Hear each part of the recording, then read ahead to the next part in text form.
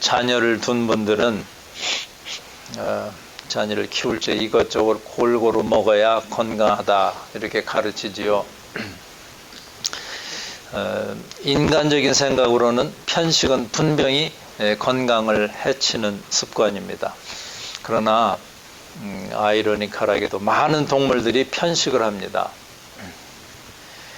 아주 극단적인 예가 호주에 사는 코알라예요.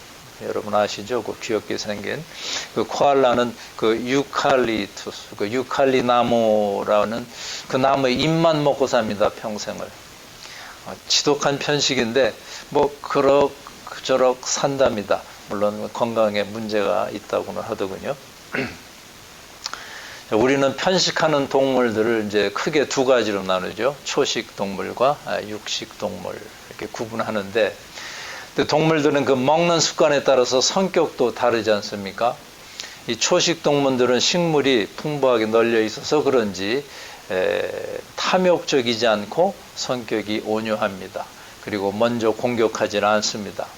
그런데 이 육식 동물은 도망가는 먹이를 쫓아가느라 그런지 아주 공격적이고 사납지 않습니까? 그러면 사람의 성격은 어떨까요? 사람은 이제 잡식 동물에 속하는데, 다른 동물처럼 날 때부터 정해진 먹이가 있는 게 아니고 이제 살아가면서 이제 그 식성이 변할 수 있습니다. 이 말을 드리는 것은 이 초식 동물적인 서민의 기질을 가진 사람도 부라는 먹이나 권력이라는 먹이를 섭취하게 되면은 얼마든지 동물적인 육식 동물적인 존재로 변할 수 있다는 좀 비약적인 말입니다. 그런데 성경에서는 그 어떤 먹이 습성을 가지라고 가르치지요? 성경은 온유한 자가 땅을 기업으로 얻을 것이다 가르치고 있습니다. 초식 동물적인 자가 하나님의 사랑을 받습니다. 사나운 자, 탐욕스러운 자가 땅을 기업으로 받지 못합니다. 이 이사야서에는 소위 여호와의 종의 노래라 이렇게 불리는 노래가 4편 나옵니다. 오늘 본문은 그 첫 번째 노래이고요. 이외에도 49장, 50장 그리고 52장에 이 여호와의 종의 노래들이 소개되어 있습니다. 자, 이 첫 번째 노래. 오늘 본문 1절을 보시면은 내가 붙드는 나의 종 내 마음에 기뻐하는 자 곧 내가 택한 사람을 보라. 내가 나의 영을 그에게 주었은즉 그가 이방에 공의를 베풀리라. 여기서 하나님께서 붙드시고 택하시고 자기의 영을 주신 종이 누군가 하면 다름 아닌 예수 그리스도이십니다. 오늘 본문에서는 온유와 긍휼이 풍성하고 또 공의로우신 이 그리스도의 성품, 이 품성을 노래하고 있습니다. 이 그리스도의 품성은 가히 초식 동물적인 품성이라 할 수 있겠습니다. 그리스도는 조용하셨습니다. 2절을 보실까요? 그는 외치지 아니하며 목소리를 높이지 아니하며 그 소리를 거리에 들리게 하지 아니하며 그랬습니다. 이 깊은 물은 조용히 흐르죠. 빈 수레가 시끄럽습니다. 자기 것으로 가득 차 있으면 밖으로 외칠 이유가 없습니다. 하나님께서 같이 하심을 느끼고 하나님과 대화하는 삶이라면 언제나 어디서나 감사하고 기뻐할 뿐이죠. 주님은 약장수처럼 떠들지 않으셨습니다. 언제나 겸손하고 조용하고 온유하셨습니다. 그러나 그분에게서는 누구도 넘볼 수 없는 영적 권위가 있으셨죠. 또 3절에서는 뭐라고 그럽니까? 그리스도는 상한 갈대를 꺾지 아니하며 꺼져가는 등불을 끄지 아니하고 그랬습니다. 파스칼은 인간을 생각하는 갈대라 이렇게 불렀다지만은 우리 인생을 보니 상해서 거의 부러지고 또 꺾이운 것 같은 갈대입니다. 뭐 생각은커녕 아무 희망도 없어 보입니다. 그러나 여러분, 그리스도께서는 꺾이우고 짓밟힌 연약한 인생일지라도 감싸주시고 회복시키십니다. 내 허물을 주머니에 봉하시고 내 죄악을 싸매십니다. 그리스도는 마음이 상한 자에 가까이 하시고 중심으로 통해하는 자를 구원하십니다. 그리스도는 죄로 상한 인생을 심판하는 분이 아니라 감싸주셔서 회복시키는 분이십니다. 주님은 하나님을 모르고 죽을 수밖에 없는 존재를 그저 놓아주시지 않으십니다. 양심의 빛을 잃고 이제 사망의 골짜기로 점점 빠져들어간 사람들을 건져주십니다. 꺼져가는 등불을 끄지 않으십니다. 또 그런가 하면 4절에 보니까 그리스도는 쇠하지 아니하며 낙담하지 아니하고 그랬네요. 그러나 우리는 어떻죠? 곧잘 낙담합니다. 이렇게 하면 될 줄 알았는데 안 되니까 화가 나고 짜증이 납니다. 내가 이만하면 쓸모 있는 사람인 줄 알았는데 별것이 아니구나 깨닫게 됩니다. 이럴 때 자포자기하고 낙심하게 되지요. 에이브러함 링컨 대통령이 아주 의미 있는 말을 했습니다. 사람이 40이 넘으면 자기 얼굴에 책임을 질 줄 알아야 한다. 인생 40이면 대충 결정될 것은 결정됩니다. 무언가 이루어지지 않았다고 자포자기하지 말아야 합니다. 단지 주신 삶을 성실하게 그리고 책임 있게 살면 그뿐이죠. 젊었을 때 좌우충돌하고 실패도 하는 것은 젊은이의 권리이기도 하겠지만은 40이 되면 그 권리를 주장하기보다는 책임을 지는 삶이 되어야 합니다. 낙심해 가지고는 책임 있는 삶을 꾸려갈 수가 없습니다. 그런데 이 낙심은요, 마귀의 속임수의 한 가지예요. 우리 신자는 성전이라고 그러지 않습니까? 성령님이 거하시는 곳입니다. 그러므로 신자는 절대로 낙심할 수 없는 존재인데도 마귀는 우리 스스로를 아무것도 아닌 것으로 여기게 하고 슬프게 합니다. 그러나 여러분, 성령의 매인자는 낙심하지 않습니다. 그저 하나님께 모든 것을 맡길 뿐입니다. 사업에 실패했다고 해서, 병에 걸렸다고 해서, 그 밖에 어려운 일을 당했다고 해서 그냥 쓰러져 버리지 않습니다. 우리는 마귀로부터 날아오는 이 낙심의 불화살을 막아내는 믿음의 방패가 있어야 합니다. 하나님으로부터 능력을 받아 기쁨과 평안이 넘쳐나야 합니다. 그리스도처럼 쇠하지 아니하며 낙담하지 말아야 합니다. 그리스도는 하나님께서 당신의 영을 부어주신 종입니다. 그리스도는 성령 충만의 본보기를 보여주신 분입니다. 우리도 성령 충만할 때 쇠하지 않고 낙심하지 않을 것입니다. 그리스도의 품성을 대충 보셨죠? 예. 우리는 이 올해 한번 그리스도의 참 제자가 되어보면 어떻겠습니까? 우리 주님의 참 모습을 배워보시지요. 제자가 할 일은 그 스승을 배우는 거니까요. 그러려면 그분의 품성을 배워야죠. 자, 그리스도의 품성은 외치지 아니하며 목소리를 높이지 않습니다. 상한 갈대를 꺾지 아니하며 꺼져가는 등불을 끄지 않습니다. 또 쇠하지 아니하며 낙담하지 않습니다. 그런데 이와 같은 그 품성의 그리스도에게는 양면성이 있습니다. 그리스도는 한마디로 외유내강이십니다. 밖으로는 부드럽지만은 속은 아주 심지가 곧습니다.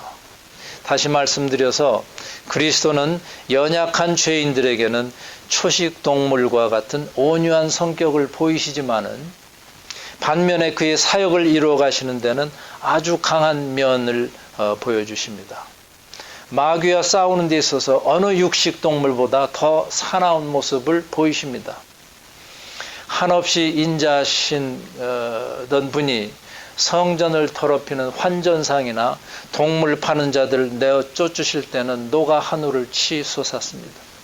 원수까지도 사랑하라 하시던 그 사랑의 주님께서 껍데기로만 하나님을 믿었던 바리새인들에게는 회칠한 무덤이요 독사의 새끼라고 부르며 호통을 치셨습니다. 그러니까 여기에는 하나님의 열심이 드러나지 않습니까? 인자하시고 온유하신 가운데 인간을 구원하신 하나님은 무고할 호인이 아니라 말씀하신 바를 반드시 이루시는 심지가 곧으신 분입니다. 하나님은 열심의 하나님이요 진념의 하나님이십니다. 이 그리스도의 외유내강을 닮았던 사람으로 모세를 들 수 있지요. 그러나 모세가 외유내강의 사람이 되기까지는 하나님의 열심이 그대로 드러납니다. 말씀하신 바를 반드시 이루시는 하나님의 열심은 혈기 많은 모세로 하여금 내 외유내강의 사람으로 드디어 만들어 내신 것입니다. 이 민수기 12장 3절에 보시면은 이 사람 모세는 온유함이 지면의 모든 사람보다 더하더라 하는 말씀이 있습니다. 그러나 모세는 처음부터 온유한 사람이 아니었습니다. 이집트 파라오의 궁에 있을 때는 자신의 혈기를 억누르지 못하고 사람을 죽이던 자였죠. 그러나 하나님은 집념을 가지시고 40년간 모세를 다듬으셨습니다. 그래서 이제는 백성들이 돌을 던져도 참을 줄 아는 온유한 자가 되었습니다. 백성을 끝까지 사랑할 줄 알고 하나님의 뜻을 끝까지 받드는 외유내강의 사람이 된 것입니다. 여러분은 어떤 성격을 갖고 계시나요? 초식동물적입니까? 아니면 육식동물적입니까? 아직도 혈기가 넘치십니까? 근데 우리는 자신의 혈기를 가지고 하나님 나라의 일을 하지 못합니다. 하나님 나라는 온유한 자의 것입니다. 온유한 자는 복이 있나니 그들이 땅을 기업으로 받을 것이며, 그러나 자신이 혈기가 있고 불과 같은 성격의 소유자라고 해서 실망하지 마시길 바랍니다. 살인하고야 말았던 혈기의 사람 모세도 이 세상에서 가장 온유한 사람으로 만드시고, 불과 같은 성격으로 우레의 아들이라고 불리던 요한도 사랑의 사도로 만드신 하나님께서 그 똑같은 열심과 집념으로 우리들을 변화시켜 주실 것이기 때문입니다. 우리도 그리스도의 인자심을 닮을 수 있습니다. 우리도 그리스도의 고전 심지를 배울 수 있습니다. 말씀하신 바를 반드시 이루시는 하나님의 열심을 믿고 구할 때 그 일이 이루어지는 줄 압니다. 여러분은 진정 그리스도의 참 제자가 되고 싶습니까? 여러분은 참으로 하나님께서 붙드는 종이 되고 싶습니까? 제자다, 종이다 말하지만은 더 정확하게 말씀드리자면 노예입니다. 노예. 다시 한번 묻겠습니다. 여러분은 과연 그리스도의 노예가 되고 싶습니까?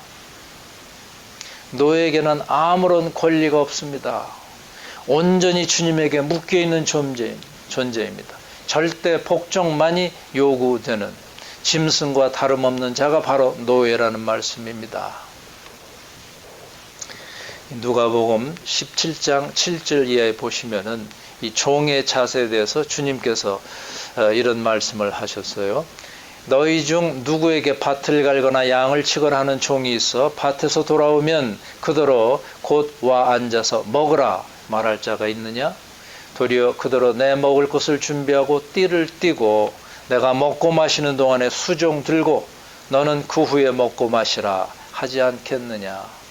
또 명한 대로 하였다고 종에게 감사하겠느냐? 이것이 예수님의 말씀이었습니다. 이처럼 종에게는 의무만 있지 권리가 없습니다. 사실 노예는 억울한 신세가 아닙니까? 그러나 어찌할 도리가 없죠. 여호와의 종이요 또한 그리스도의 제자도 똑같은 처지입니다. 우리는 하나님께 속한 종입니다. 단지 하나님께서는 우리를 그리스도의 피값으로 양자 양료로 삼으셨을 뿐입니다. 마치 하나님이신 그리스도를 종으로 삼으신 것과 같이 말이죠.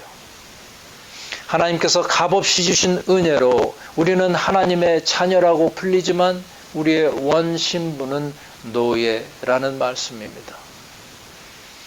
올해는 여러분과 제가 이 노예 신부님을 항상 잊지 말고 그리스도를 열심히 섬길 수 있기를 간절히 기원합니다.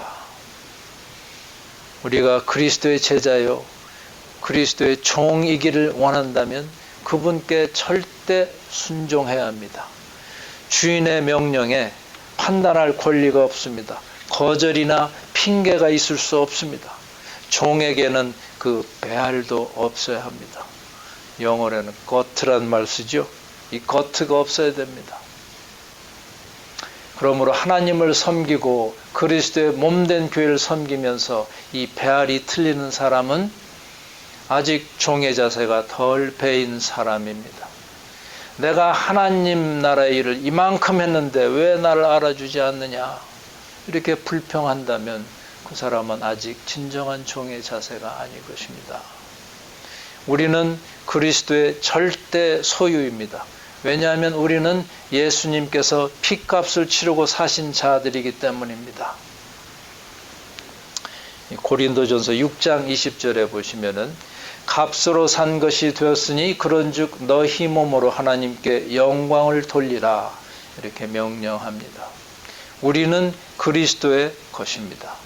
우리의 소유, 재능, 생명, 이 모든 것이 다 그리스도의 것입니다. 그리스도께 팔린 노에게 무엇인들 내 것이라고 할 게 있겠습니까? 자, 이쯤 생각해 보니까 그리스도의 제자라느니 그리스도의 종이니 하는 말을 함부로 쓰기가 꺼려지지 않습니까?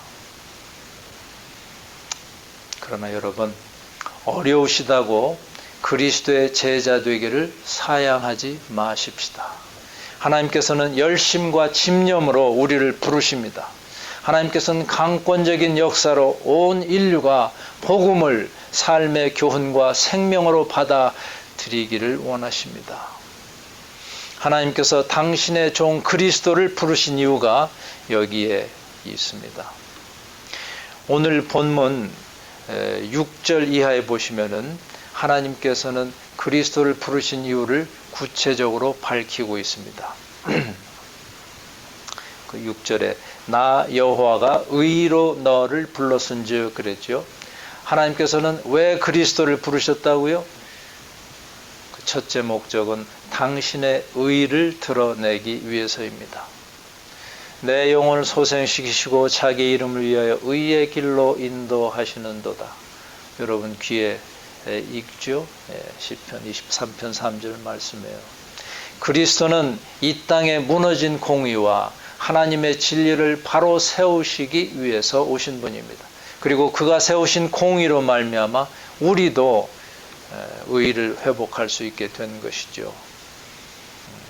그걸 로마서 3장 26절에서 설명하고 있습니다. 곧 이때 자기의 의로우심을 나타내사 자기도 의로우시며 또한 예수 믿는 자를 의롭다 하려 하심이니라. 십자가에서 이루신 하나님의 의는 무죄하신 그리스도로 인간의 깊은 죄를 대속하게 하셔서 불의한 자를 의롭게 한 데 있습니다.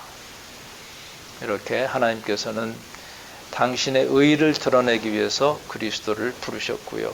둘째로 또 그리스도를 부르신 이유는 스스로 세우신 언약을 성취하기 위해서입니다. 계속해서 6절 후반부를 보시면은 너를 세워 백성의 언약과 이방의 빛이 되게 하겠다 하는 말씀이 있습니다. 하나님은 인간과 계약을 맺으셨습니다. 그래서 마태복음의 시작이 아브라함과 다윗의 자손 예수 그리스도의 계보라, 이렇게 족보가 나오죠. 하나님께서 아브라함에게 약속하시고 다윗에게 약속하신 것을 예수 그리스도 안에서 이루셨다는 말씀입니다. 아브라함에게는 땅의 모든 족속이 너로 말미암아 복을 얻을 것이다. 이런 약속을 하셨고요. 다윗에게는 내 집과 내 나라가 내 앞에서 영원히 보존되고 내 위가 영원히 견고하리라 약속하셨습니다. 하나님은 이러한 언약을 성취하시려고 그리스도를 우리에게 보내셨습니다. 이제 그리스도는 과거에 주신 언약을 이루는 새 언약입니다. 땅의 모든 족속이 복을 얻기 위해서 이방의 빛으로 오셨습니다. 하나님이 일찍이 이스라엘과 율법의 언약을 맺었으나 그 언약은 이스라엘의 배반으로 실패하였습니다. 그래서 이제는 전 인류를 상대로 은혜의 새 언약을 그리스도를 통하여 맺으신 것입니다. 이렇게 언약을 성취하기 위해서 부르셨고요. 셋째 이유가 있어요. 하나님께서 그리스도를 부르신 셋째 이유가 7절에 나옵니다.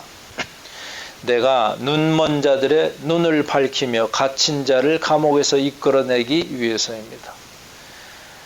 맹인이 달리 맹인입니까? 하나님을 알아보지 못하면 맹인이지요. 빛이 어둠에 빛이 돼 어둠이 깨닫지 못하더라. 하나님은 자신을 알아보지 못하는 어두운 백성들의 영의 눈을 밝히사 하나님이심을 알게 하시고자 그리스도를 이 세상에 보내셨습니다. 불쌍한 인간들을 믿음으로 말미암아 죄의 옥에서 해방시키고 자유를 얻게 하시고자 그리스도를 부르셨습니다. 9절 말씀을 다시 읽어보겠습니다. 보라, 전에 예언한 일이 이미 이루어졌느니라. 이제 내가 새 일을 알리노라. 전에 하나님께서는 고레스를 통한 이스라엘의 해방을 예언하셨습니다. 이렇게 이스라엘의 해방을 이루신 하나님께서 이제는 전 인류가 메시아로 말미암아 죄에서 해방되고 구원받을 것입니다. 이러한 대역사를 진행하신 하나님께서는 우리들에게도 참여할 것을 강권하십니다. 온 인류에게 당신의 의를 드러내기 원하시고 세우신 언약을 이루기 원하시며 영적인 질곡 상태에서 꺼내주기를 원하시는 하나님께서 우리들로 하여금 그리스도의 참 제자가 돼서 이 재창조의 역사에 동참할 것을 권고하고 있습니다. 여러분, 우리 모두 그리스도의 조용하시고 인자하시고 낙담하지 않으시는 품성을 따르도록 열심히 간구하십시다. 온유한 성격을 담게 해달라고 간절히 사모하십시다. 여러분 안에 육식 동물적인 탐욕과 사나움과 분냄이 있습니까? 변할 수 있습니다. 하나님께서 고쳐주실 것입니다. 아무쪼록 2020년은 온유하고 인자하시지만 굳은 심지를 가지신 그리스도의 성품을 따라서 하나님께서 이 세상을 향하신 이 재창조의 역사에 기꺼이 동참하는 여러분과 제가 될 수 있기를 간절히 기원합니다. 아멘. 기도드리겠습니다.